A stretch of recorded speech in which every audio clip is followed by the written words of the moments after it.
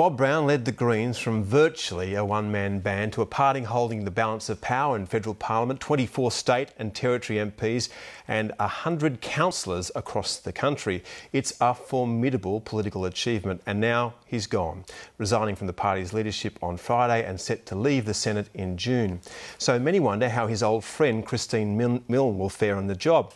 I'll be speaking with the new Greens leader shortly, but first, political editor Heather Hewitt looks at some of the challenges Senator Milne will face.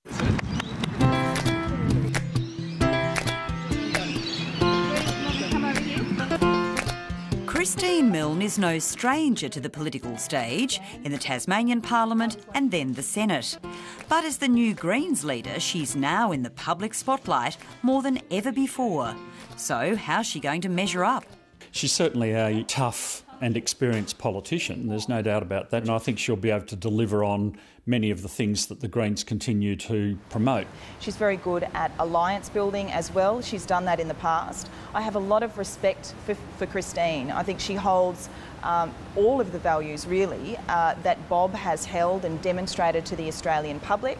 But with a new leader, one that's not as well known as the avuncular, as everybody calls him, Bob Brown, who's been the public face of the Greens for so long, I think there's quite a few challenges come along for Christine Milne, and not the least of which is how to manage the internal party politics as well as the external face of the Greens. Times have certainly changed since Christine Milne, former schoolteacher and farmer's daughter, hit her straps in the environmental movement back in the late 1980s, as she led the protest against the Wesleyvale pulp mill in Tasmania. The Greens are now very much a loose federation of state-based parties that don't always see eye to eye. The Greens have come from a grassroots level. We were formed by members in New South Wales and Tasmania to begin with. We've seen a rise in the party from small groups across the country fighting for social justice. Many of the people who now follow the Greens and are prominent activists within the Greens haven't come from that traditional Bob Brown environment campaigning background. They come from what I'd describe as a wide range of quite radical left backgrounds. The old Communist Party connections, Socialist Party connections, who have a broader agenda than just environment. I think it's apparent that there are some people in the New South Wales Greens Party who don't subscribe to towing the party line, so to speak, as it can be in a consensus party. And I think you will find that Christine Milne is not able to gloss over that at a public level as well as Bob Brown was. It's no secret that Bob Brown had his moments with members of the New South Wales branch, like Senator Lee Rhiannon, referred to by some as the watermelons, red on the inside. At the last New South Wales state election, tensions came to an ugly head over a policy to support boycotts and sanctions against Israel. State Greens MP CATE FAEHRMANN was one of those to speak out against it.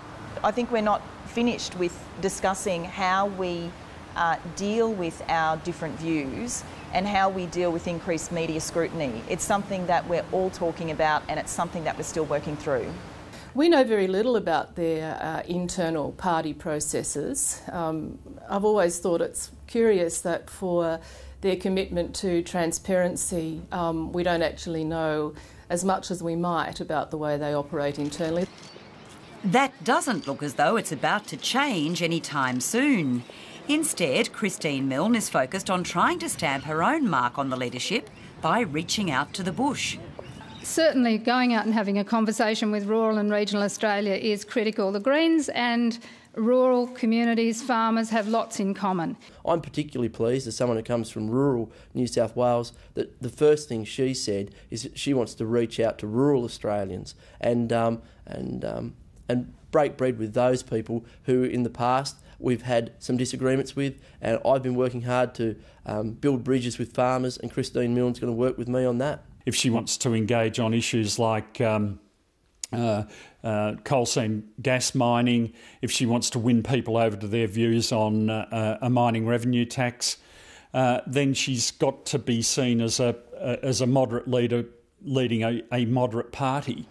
And therein lies the dilemma for the Greens.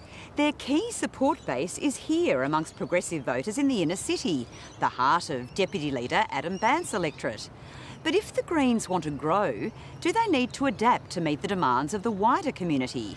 Or do they concentrate on clinging to what they've got for long-term survival and avoiding the same fate as the Democrats? My gut instinct is that the Greens are okay. I think that they're going to stay strong because there's nowhere else for their constituency to go to vote, really. Well, I can see quite a few similarities with the Democrats. I think Australia needs a progressive third party. But as with the Democrats, the Greens have plateaued for the moment at 14%. The only difference being that, of course, the Greens were waiting in the wings when the Democrats were stumbling, and so it gave people somewhere else to switch. And I don't see another potential third force waiting there to take their place. But in the end, people go for the main parties. It's very frustrating. There's also the nagging question of whether Christine Milne will be granted the same longevity in the job as her predecessor. A new leader gives permission for people who've been harbouring ambition to think differently about the potential for themselves, and we don't know as much as we probably might like to know about who nominated for Deputy Leader and whether any deals were stitched up beforehand. I mean, Senator Hanson-Young's already put her hand up once. You can bet those inside the parliamentary party will be watching Christine Milne's performance just as closely as those outside it.